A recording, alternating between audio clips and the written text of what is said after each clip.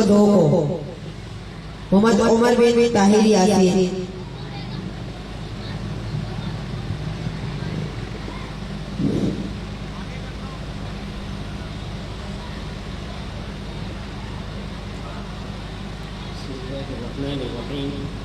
إن الحمد لله نحمده ونستعينه ونستغفره ونعوذ بالله من شرور أنفسنا ومن سيئات أعمالنا.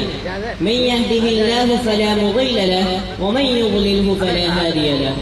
ونشهد أن لا إله إلا الله وحده لا شريك له ونشهد أن محمدا عبده ورسوله. أما بعد، أيها الرئيس المحترم والإخوة الحاضرون الكرام والسادة الأفاضل، السلام عليكم ورحمة الله وبركاته. إن موضوعي اليوم هو الفرقة الطائفية ووحدة الأمة الإسلامية.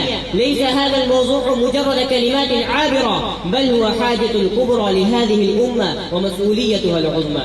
نحن الأمة التي أمرها الله تعالى بالاعتصام، حيث قال: واعتصموا بحبل الله جميعا ولا تفرقوا. فهذه الآية تأمرنا بالتمسك بدين الله القويم، وتحذرنا من التفرق الذي يؤدي إلى التنازع والضعف والهوان. إن الطائفية من أخطر الأدواء التي أصابت جسد الأمة، فكم فرقت بين الإخوة، وكم أشعلت من نار الفتن، وكم أراقت من دماء الأبرياء.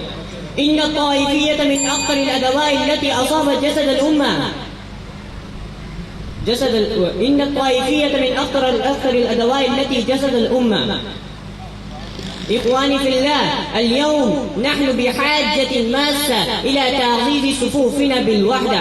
قال رسول الله صلى الله عليه وسلم: المؤمن للمؤمن كالبنيان يشد بعضه بعضا، ولكن للأسف هذا البناء مليء بالجروح والكسور بسبب فرقة الطائفية. فيا أمة الإسلام، دعونا نرتفع فوق العصبيات الضيقة ونتجاوز خلافات الجزئية ونتعاون على البر والتقوى، ولنحيا في أنفسنا روح الأخوة الإسلام. نسأل الله أن يوحد صفوفنا وأن يعصمنا من التفرق ما ظهر منها وما بطن، إنه ولي ذلك والقادر عليه. والسلام عليكم ورحمة الله. माशाल्लाह, हमें दाद दूंगा रोल नंबर 102 को मोहम्मद रोल नंबर 102।